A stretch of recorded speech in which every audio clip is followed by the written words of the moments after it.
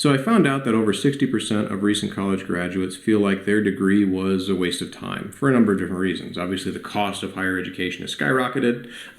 Years and years of debt, tens if not hundreds of thousands of dollars worth of debt that they have to pay off over 10 years, maybe 30 years. And really, the biggest thing is degrees are not getting people that entry-level job or that professional job that they thought they were going to get into. And so really it just, in my mind, started to raise the question, is college still worth it?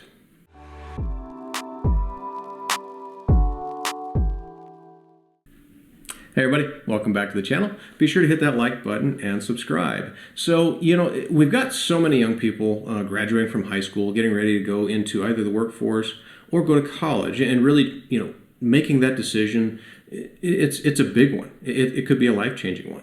Not only that, but we have a lot of people in our workforce that are underemployed and trying to decide, do they stay on the career path that they're on? Maybe they didn't go to high school or didn't go to college right out of high school, and are trying to decide what's the best way for them to improve their financial situation. Should they stay where they're at and slowly work up? Or should they maybe take a couple years off, go back to school, get a bachelor's degree, and maybe have a different opportunity? And what used to be clear and pretty easy to say yes to 10 years ago, yeah, go to college definitely would make a difference, would definitely make you stand out in an applicant pool, now does not do the same thing. And so my advice to people from a career standpoint and education standpoint really boils down to two things that I want to share with you here today. So before you decide, is college worth it? Is it worth taking, 4 years? And just as a reality check, most bachelor's degrees aren't finished in 4 years. Really, it's closer to 6 and in many cases 8 years before someone finishes the bachelor's degree, because sometimes life gets in the way. They change their major. Maybe they're going part-time instead of full-time, whatever the case may be. But, we'll stick with just, is it worth 4 years of your time to come away from the workforce from a full-time standpoint, to go to school full-time instead, and really you're barely working part-time, you're living on loans and those types of things for that duration of time. Would that investment in time, the lost opportunities of continuing to work full-time, maybe looking for different opportunities at a higher rate without having to go to school and those types of things, you need to answer two questions. If you can answer these questions clearly and concisely, more than likely it would be well worth your time to go back to college.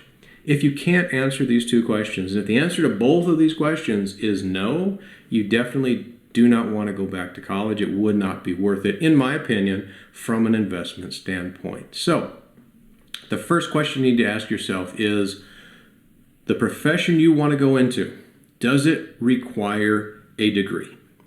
And when you think about it, this is probably the simplest, most cut and dry way of saying, yes, you should invest in school if that's the route you want to go with your career. This is the easy one. We'll get to the harder one here in a second. But think of from a medical standpoint. If you want to be a radiologist, you got to go to a radiology program. If you want to be a nurse, you got to go to a nursing program. If you want to be a doctor, you've got to go to a med school. Lawyers, you have to get your Juris Doctorate degree. You want to be an engineer, professional engineer. You want to, build bridges and be a civil engineer, whatever it might be. You have to go and get a degree before you can sit for your actual professional credentials. Same thing with accounting. Most accounting, if you want to be a CPA, you have to have some type of formal education before you actually can sit for that particular exam. And this moves over into also like your helping sciences, right? If you want to be a BCBA, your board certified behavior analyst, helping maybe people who are a little bit neurodivergent, you have to have a degree before you can even sit for those types of exams. Social worker, to be a licensed social worker or a licensed counselor or psychiatrist, you have to have some type of a degree in that area that meets certain very specific industry requirements. So the easy question that you have to ask yourself is, if you want to go the route of one of those professions that requires a degree, it is worth your time to go and actually take the time to get that degree, because the long-term success is much more likely, and you can't jump that bridge, you can't get that professional credential without having that required degree first. Once you get the degree, then you can sit for your tests. And again, think it's actually very broad. Think of it from even an academic standpoint.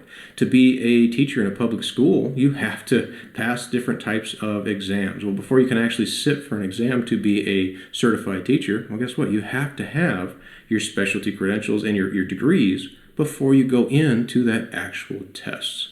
So there are so many jobs out there that, yes, 100% makes all the difference, whether or not you have the degree or not. Now, that doesn't mean you have to pick the most expensive school. I will tell you right now, if you think it makes a single bit of difference to go to an Ivy League school compared to maybe a state college, just take a look at some of the different studies that are coming out right now. Even your high dollar schools, your Ivy League, your well-connected schools, people from those particular programs are having significant trouble finding employment as well. So really, the price tag of the school is not a major differentiator. Is the school accredited? Does it meet the requirements to basically allow you to sit for the exam? So rule number one, or question number one, is it required? If it's something that's required for you to finally get that professional license, then yes, absolutely, you want to start thinking about how you can get yourself into school and cross that hurdle so you can get to your long-term goal. Now, for the second question that you have to answer is if it's not necessarily required in that particular field, does having a degree give you legitimate leverage? And this is something that I used throughout my entire academic journey, right? I mean, I started with an associate's degree, I went into the workforce and went into the environmental cleanup field. I found out that I could bill out $20 an hour higher, which means I could actually make more if I, instead of just having an associate's degree, I could get to a professional level and bill out at a higher rate getting my bachelor's degree. So I worked with my employer. My employer fitted the bill. It was actually a pretty good deal. I didn't have any undergrad loans, so it actually worked out very well. And then I was able to move up financially because my employer was also able to bill out. That degree gave me clear, concise leverage from a billable time standpoint. If that billable time wasn't any different between my associate's degree and my bachelor's degree, there would have been no leverage. There would have been no reason for me to go on for more.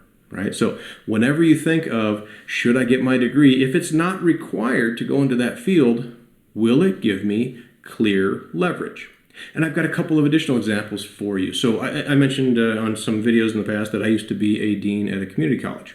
And one of our programs, fantastic program, was a power line program. Basically, your Highline guys, they put up the power poles and all the high energy work that you see really all around the country. Every city is going to have high energy that's got to go from the generation point, power all the houses, power all the facilities, and those types of things that are in your town.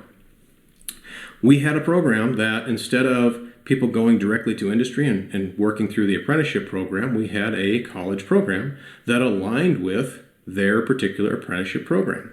And so for that 1-year program, it was an accelerated program, but they could come out, get a certificate for sure, but if they wanted to stay a little extra, they could also get a degree.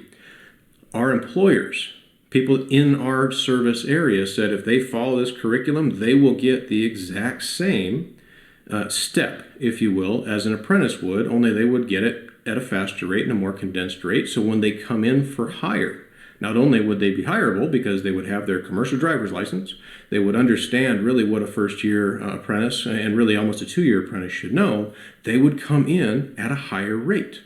And our advisory committee, which was quite an extensive advisory committee, would give them preferential treatment on hire. They would always at least interview them so they know they would at least make it to the finish line of getting that application put in.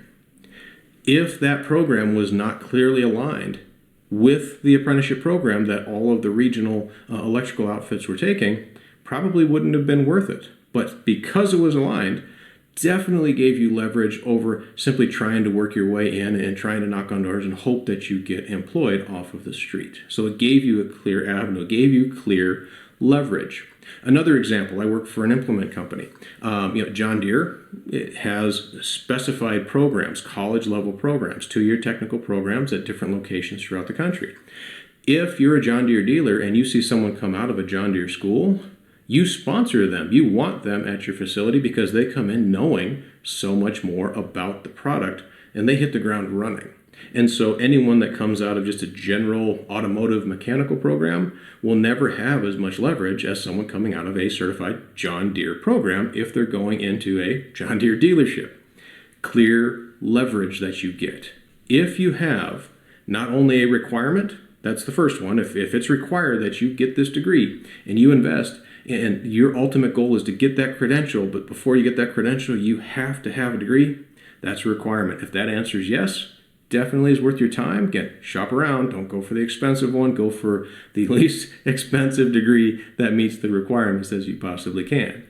If it's not required, but that degree gives you clear leverage to get into the field and have a clear objective, and it's written somewhere, there's a clear path, and it's very easy to see, definitely worth your time looking into, definitely worth your time going that route if your long-term goal is to be in that particular program. And trades are generally where you see that very clear leverage.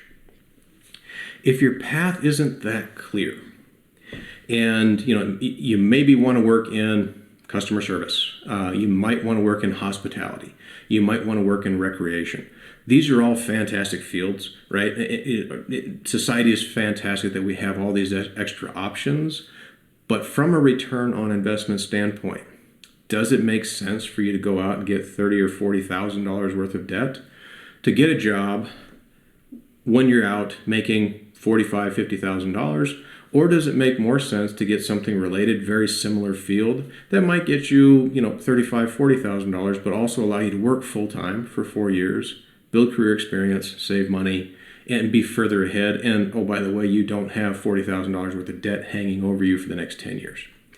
If that's the boat you're in, it's not worth going in 4 years, taking out time from the workforce and trying to then leverage that later on with all of that college debt.